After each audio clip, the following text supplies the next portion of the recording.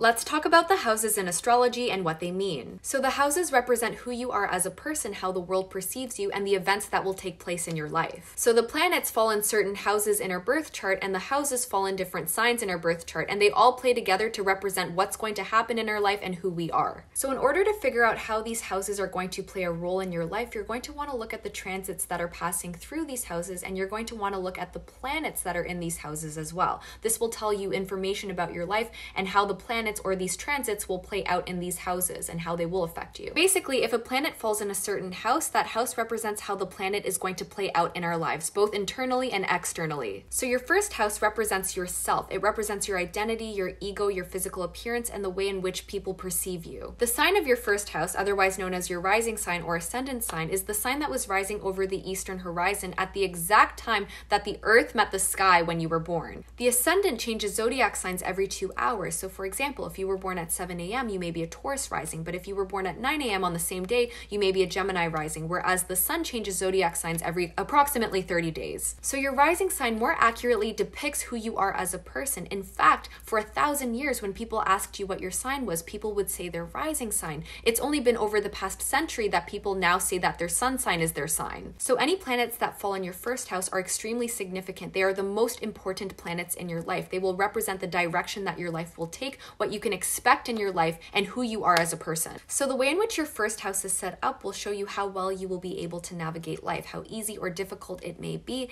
The configuration of planets in your first house and the sign of your first house, aka your rising sign, will show you the general direction of your life. So your second house represents your finances and what you own. It shows you the amount of effort required to sustain yourself. It shows you how you make money, and it also shows you how you spend money to look after yourself. For example, perhaps you like to make extravagant purchases to spoil yourself. Your second house can also tell you whether or not you easily lose money, if you'll have substantial losses throughout your life. It can show you how much wealth you were born into and how easy or difficult it is for you to make money or acquire possessions. So overall, your second house represents your finances and what you own. So your third house represents things that are very close and familiar to you. For example, your relatives, siblings, and close friends, people that you see daily. So it represents the people that are close to you in your life. It also represents your early education, how that will go, and it shows you how short-term travel will go. It also shows you how you take in information and learn about what's going on in the world. For example, if you decide to follow up on the news, or you decide to be a bit closed-minded and you don't want to learn about that. So the third house is one of the least significant houses in our life. It still matters, but it represents things that are going on daily and things that are very close and dear to us. Your fourth house is very important. It is the foundation of your life. It represents personal and private matters, such as your family, like your parents and grandparents,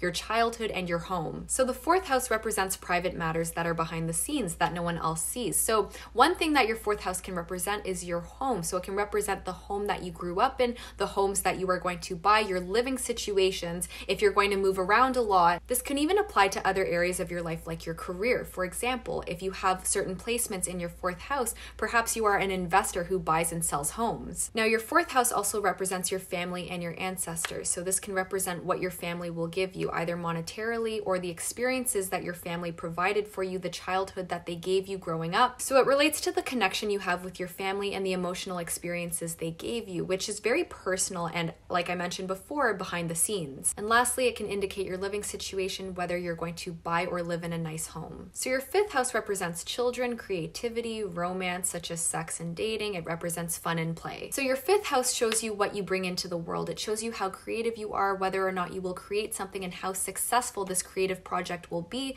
It also shows you how fertile you'll be and whether or not you can easily conceive. It is also a house of fortune, so if you have any planets in this house, this planet will work in your favor. So this house represents fun in your dating and social life, and it also shows you how you rewind and relax, how you enjoy your time, how you entertain yourself, how you have fun in your life. Your fifth house can represent how much success you'll have in your dating life, and in regard to your creative projects, it can show you whether or not your creative endeavors will have a lasting impact on society. Your sixth house is the second most challenging house in your natal chart. The most challenging is your 12th house, but we're going to get into that. So your sixth house represents the work that you have to get done out of necessity. It is the house that supports all of the other houses in your chart. So the concept of the sixth house is discipline. It shows you how well you are able to keep up with your daily routine and how efficient you are in getting your work done. So your sixth house supports all of the other houses in your chart because you have to have your life together in order to succeed in all other areas of your life. Your sixth house is very strongly related to your health as well. So your physical body as well as your psyche.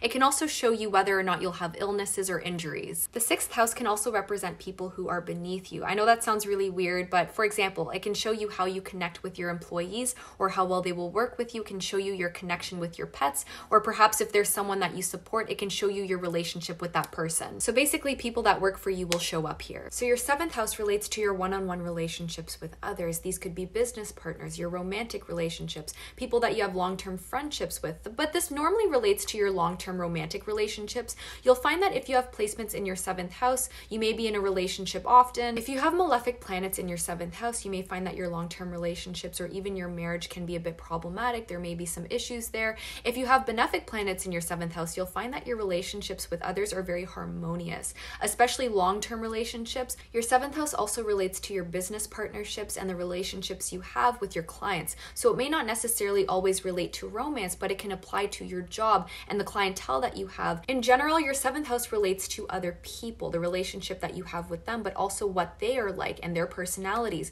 Your 7th house can also tell you whether or not your relationships will be stable, if partners will leave you, if you will leave them, if you will have breakups, or if you will stay together. I will be making videos about transits and planets and what they all mean and how they all work together. Any planets or transits in this house can also relate to your competitors. Perhaps you are competing with someone else and it can relate to what will happen with them, whether or not you will be able to successfully triumph over them. So in general, your 7th house more so relates to other people and the relationship you have with them and what they are like. Your 8th house is one of the more challenging houses you have in your natal chart. It relates to what you can expect to receive from other people. It follows the 7th house, which is all about your business arrangements as well as your romantic partnerships or marriage partners. So it can relate to how much inheritance you will receive from your marriage or romantic partners. It can relate to how much money or gifts you will receive from them, or it can relate to what you can expect to gain from your business partnerships. This can also relate to inheritance you'll receive from family members. Now, matters of the 8th house are normally hidden from view. They're a bit secretive. This can relate to your relationship with the occult.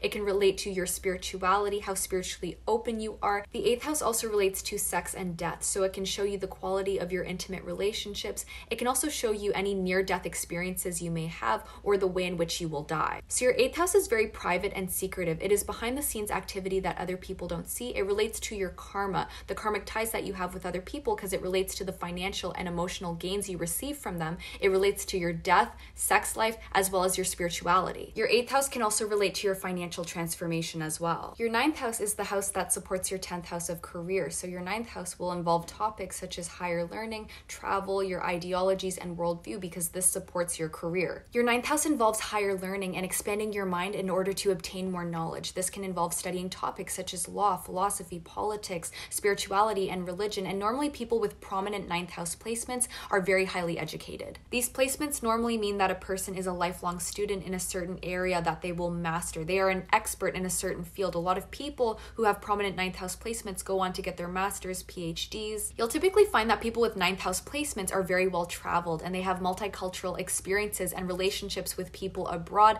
The 9th house relates to long distance travel, whereas the 3rd house relates to short distance travel. Now, your 10th house is one of the most important houses you have in your chart. Your 1st house and your 10th house are arguably the most important houses that you have. Your 10th house is all about your fame, your career, your reputation, how the public perceives you. It indicates how visible you are to the public eye and your notoriety on social media or in your career. The 10th house is basically the house of social status. It shows you your position in the hierarchy of social classes. It shows you the role you have in your community, whether or not you have a high position of authority or power, whether or not you are respected by others. It can even indicate whether or not you will be famous. A lot of people with prominent 10th house placements can seek fame on social media. Your 11th house is a very lucky house. It relates to the ability you have to accomplish your higher wishes, dreams, and goals. It is followed by the 10th house, so this can relate to accomplishing your dream goals in your career. A lot of celebrities have this placement because prominent 11th house placements also symbolize that you will be able to garner a very large audience, that you will be received very well by the public, and that you may even become famous. A lot of celebrities have very prominent 11th house placements.